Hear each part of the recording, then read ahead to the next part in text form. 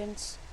Today we'll discuss the next chapter of next unit, that is unit number 3 and chapter number 6, which is about seeds, structure of seeds and germination of seeds. First we'll discuss what is a seed. Before we talk about the germination of seed, it will be appropriate to refresh your knowledge that the three terms fruit, seed and grain actually.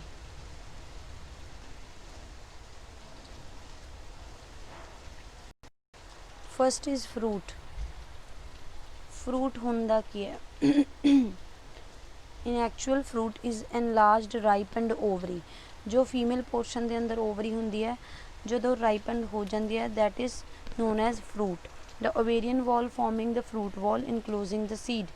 ਜੋ ovary ਦੇ outside ਵਾਲ ਹੁੰਦੀ ਹੈ, ਜਿਸ ਨੂੰ ਅਸੀਂ ਓਵੇਰੀਅਨ ਵਾਲ ਬੋਲਦੇ ਹਾਂ, ਉਹੀ ਕੀ ਹੈ ਫਰੂਟ ਵਾਲ ਬਣਾ ਲੈਂਦੀ ਹੈ, ਜੋ ਫਰੂਟ ਦੀ ਕਵਰਿੰਗ ਹੁੰਦੀ ਹੈ ਆਊਟਸਾਈਡ ਲੇਅਰ, ਜਿਹਨੂੰ ਅਸੀਂ ਪੀਲ ਵੀ ਬੋਲਦੇ ਹਾਂ, ਉਹੀ ਸੀਡ ਨੂੰ ਇਨਕਲੋਜ਼ ਕਰਕੇ ਰੱਖਦੀ ਹੈ.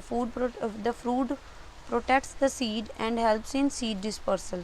ਜਿਹੜਾ ਫਰੂਟ ਹੈ ਸੀਡ ਨੂੰ ਪ੍ਰੋਟੈਕਟ ਕਰਕੇ ਰੱਖਦਾ ਐਂਡ ਸੀਡ ਡਿਸਪਰਸਲ ਦੇ ਵਿੱਚ ਵੀ ਹੈਲਪ ਕਰਦਾ ਹੈ. ਨੈਕਸਟ ਇਜ਼ ਐਗਜ਼ਾਮਪਲਸ ਕਿਹੜੀਆਂ ਨੇ? ਮੈਂਗੋ, ਪੀ ਪੌਡ. ਮੈਂਗੋ ਦੇ ਅੰਦਰ ਵੀ ਸੀਡ ਹੁੰਦਾ ਹੈ ਐਂਡ ਪੀ ਪੌਡ ਦੇ ਅੰਦਰ ਵੀ ਬਾਹਰ ਫਰੂਟ ਦੀ ਕਵਰਿੰਗ ਹੁੰਦੀ ਹੈ, ਅੰਦਰ ਸੀਡਸ ਹੁੰਦੇ ਨੇ. Seed is ripened ovary. Seed ਕੀ ਹੈ? ਫਰੂਟ ਸੀ ripened ovary, seed is ripened ovule, ਜੋ ਓਵਰੀ ਦੇ ਅੰਦਰ ਪਿਆ. Like this is mango. Mango ਕੀ ਹੈ? ਰਾਈਪਨਡ ਓਵਰੀ ਹੈ ਐਂਡ ਮੈਂਗੋ ਦੇ ਅੰਦਰ ਜੋ ਉਹਦਾ ਸੀਡ ਹੈ ਉਹ ਕੀ ਹੈ? Ripened ovule. It contains embryo which develops into a new plant. ਇਹਦੇ ਅੰਦਰ ਇੱਕ ਐਂਬਰੀਓ ਹੁੰਦਾ ਜਿਹੜਾ ਕੀ ਹੈ? ਡਿਵੈਲਪ ਕਰ ਜਾਂਦਾ ਇੱਕ ਨਿਊ ਪਲਾਂਟ ਬਣਾਉਣ ਦੇ ਲਈ. The seed coat protects the embryo from the mechanical damage. ਜੋ seed coat ਹੈ ਉਹ ਐਂਬਰੀਓ ਨੂੰ ਪ੍ਰੋਟੈਕਟ ਕਰਕੇ ਰੱਖਦਾ ਮਕੈਨੀਕਲ ਡੈਮੇਜ ਤੋਂ. ਐਗਜ਼ਾਮਪਲਸ ਕੀ ਨੇ ਸੀਡ ਦੀਆਂ? ਬੀਨ ਦਾ ਸੀਡ ਐਂਡ ਪੀਸ. ਜੋ ਅਸੀਂ ਮਟਰ ਦੇਖਦੇ ਹਾਂ those are seeds itself. Third ਕੀ ਹੈ? Grains as found in maize, wheat, etc. is actually the fruit in which the fruit wall and seed coat are fused together. ਜੋ grain ਹੁੰਦੇ ਨੇ ਲਾਈਕ ਮੇਜ਼ ਜਾਂ ਵੀਟ, ਕੋਈ ਵੀ, ਇਹਨਾਂ ਦੇ ਵਿੱਚ ਕੀ ਆ? ਫਰੂਟ ਦੀ ਵਾਲ ਐਂਡ ਇਹਨਾਂ ਦੇ ਸੀਡ ਦੀ ਵਾਲ ਫਿਊਜ਼ਡ ਹੋਈ ਹੁੰਦੀ ਹੈ, ਪ੍ਰੋਟੈਕਟਿਵ ਲੇਅਰ ਬਣ ਜਾਂਦੀ ਹੈ. ਨੈਕਸਟ ਸੀਡਸ ਦੇ ਬਾਰੇ 'ਚ ਹੋਰ ਸਟੱਡੀ ਕਰਦੇ ਹਾਂ. It is a mature ovule after fertilisation. Fertilisation ਤੋਂ ਬਾਅਦ ਇੱਕ ਮੈਚਿਓਰ ਓਵਿਊਲ ਨੂੰ ਕੀ ਆ? ਰਾਈਪਨਡ ਓਵਿਊਲ ਨੂੰ ਹੀ ਸੀਡ ਬੋਲਦੇ ਆ. It contains a tiny living plant, the embryo developed from the fused sperm nucleus and the egg nucleus. means ਇਹਦੇ ਵਿੱਚ ਕੀ ਹੈ? ਬਹੁਤ ਸਾਰੇ ਛੋਟੇ ਛੋਟੇ ਲਿਵਿੰਗ ਪਲਾਂਟਸ ਹੁੰਦੇ ਨੇ ਜਿਨ੍ਹਾਂ ਨੂੰ ਅਸੀਂ ਐਂਬਰੀਓ ਬੋਲਦੇ ਹਾਂ. Next is the embryo remains in an inactive state. Means ਇੱਕ ਡੋਰਮੈਂਟ ਸਟੇਟ ਦੇ ਵਿੱਚ ਰਹਿੰਦਾ ਹੈ, ਬਿਲਕੁਲ ਸ਼ਾਂਤ ਸਟੇਟ ਦੇ ਵਿੱਚ ਜੋ ਐਂਬਰੀਓ ਹੁੰਦਾ ਹੈ, until expose to favourable conditions when it germinates. ਜਿੰਨੀ ਦੇਰ ਤੱਕ ਉਹਨੇ ਜਰਮੀਨੇਸ਼ਨ ਉਹਦੀ ਸਟਾਰਟ ਹੋਣੀ ਹੈ, ਉਹ ਫੇਵਰੇਬਲ ਕੰਡੀਸ਼ਨਸ 'ਚ ਨਹੀਂ ਆਉਂਦਾ, ਉਨੀ ਦੇਰ ਉਹ ਬਿਲਕੁਲ ਇਨਐਕਟਿਵ ਸਟੇਟ 'ਚ ਰਹਿੰਦਾ ਹੈ. The seeds also contain food material. Seeds ਦੇ ਵਿੱਚ ਕੀ ਹੈ? ਫੂਡ ਮਟੀਰੀਅਲ ਹੋਏਗਾ for the nourishment of embryo during germination. Germination ਦੇ ਦੌਰਾਨ ਉਹਦੀ ਜੋ ਨਰਿਸ਼ਮੈਂਟ ਹੁੰਦੀ ਹੈ, ਉਹ ਜੋ ਐਂਬਰੀਓ ਨੂੰ ਮਿਲਣੀ ਹੁੰਦੀ ਹੈ, ਉਹ ਉਸੇ ਫੂਡ ਮਟੀਰੀਅਲ ਤੋਂ ਮਿਲਦੀ ਹੈ ਜੋ ਸੀਡ ਦੇ ਅੰਦਰ ਹੁੰਦਾ ਹੈ. Embryo can withstand unfavourable conditions of temperature, drought et cetera.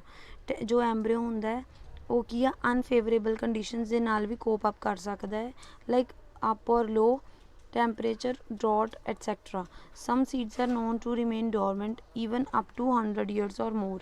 ਕੁਛ ਕੁ seeds ਇੱਦਾਂ ਦੇ ਵੀ ਹੁੰਦੇ ਨੇ ਜੋ 100 years ਤੱਕ ਵੀ inactive state 'ਚ ਰਹਿੰਦੇ ਨੇ.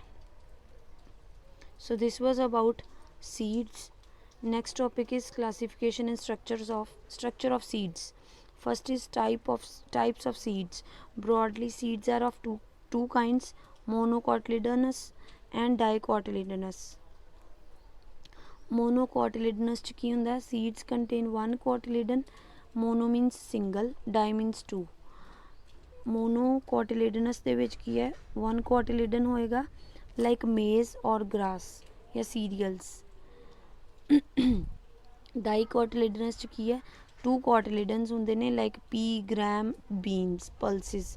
ਇਹਨਾਂ ਦੇ ਵਿੱਚ ਜਦੋਂ ਅਸੀਂ ਪੀ ਦੇ 2 ਪੋਰਸ਼ਨ ਉਹਨੂੰ ਅਲੱਗ-ਅਲੱਗ ਕਰਦੇ ਹਾਂ ਤਾਂ ਉਹਦੇ ਅੰਦਰੋਂ 2 ਕੋਟਿਲਿਡਨਸ ਨਿਕਲਦੇ ਨੇ, that is dicotyledon. Seeds may vary in size also. Some are too small that are barely visible to the naked eye. ਸਾਡੀ naked eye ਨੂੰ ਕੁਝ ਕੁ seeds ਬਹੁਤ ਮੁਸ਼ਕਿਲ ਦੇ ਨਾਲ ਵਿਜ਼ੀਬਲ ਹੁੰਦੇ ਨੇ like poppy seeds, orchids seeds etc. Some are quite large. ਕੁਝ ਕੁ seeds ਇੰਨੇ ਕੁ ਜ਼ਿਆਦਾ ਵੱਡੇ ਹੁੰਦੇ ਨੇ like watermelon and pumpkin or even in mango ਦੇ ਅੰਦਰ ਤਾਂ ਬਹੁਤ ਵੱਡਾ ਇੱਕ stone like seed ਹੁੰਦਾ ਹੈ। Largest seeds are those coconut and double coconut. The size, shape and structure of seeds of different plants vary considerably, but the basic structure of most seeds are same. ਜੋ ਇਹਨਾਂ ਦੀ basic structure ਹੁੰਦੀ ਹੈ that is almost same. On the basis of endosperm, seeds are classified as albuminous, exalbuminous. First की है endospermic, second is non endospermic. Albuminous च की हुंदा, cotyledons are thin and membranous. जो cotyledons होंगे बहुत thin होंगे ते membranous होंगे, means उन्हां दे विच membrane present होएगी. Endosperm persist, उन्हां दे अंदर endosperm होंगे, that is for example dicot albuminous seeds like poppy seeds, custard apple. Monocot albuminous seeds ਦੇ ਵਿੱਚ ਕੀ ਹੈ, cereals, millets, palm. Next is exalbuminous, non endospermic seeds ਦੇ ਵਿੱਚ ਕੀ ਹੈ, in such seeds the cotyledon stores food and become thick. ਇਹਦੇ ਵਿੱਚ ਕੀ ਹੈ, ਫਸਟ ਵਾਲੇ 'ਚ ਕੀ ਸੀ, ਥਿਨ ਸੀ ਕੋਟਿਲਿਡਨਸ, ਇਹਦੇ 'ਚ ਕੀ ਆ, ਫੂਡ ਨੂੰ ਸਟੋਰ ਕਰ ਲੈਂਦੇ ਨੇ ਤੇ ਥਿਕ ਹੋ ਜਾਂਦੇ ਨੇ, ਮੋਟੇ ਹੋ ਜਾਂਦੇ ਨੇ ਐਂਡ ਫਲੈਸ਼ੀ, ਪਲਪੀ ਹੋ ਜਾਂਦੇ ਨੇ। ਡਾਈਕॉट एक्स एल्ब्यूमिनस सीड्स ਦੇ एग्जांपल्स ਕੀ ਨੇ, gram, pea, mango, mustard. Monocot exalbuminous seeds ਦੇ ਕੀ ਨੇ, ਵੈਲਿਸਨੇਰੀਆ, orchids, amorphophallus. So this was the first these were the first 2 topics of chapter number 6. In next lecture we'll discuss the next topic, that is types of seeds. First is bean seed and second is maize grain. Thanks for watching this video.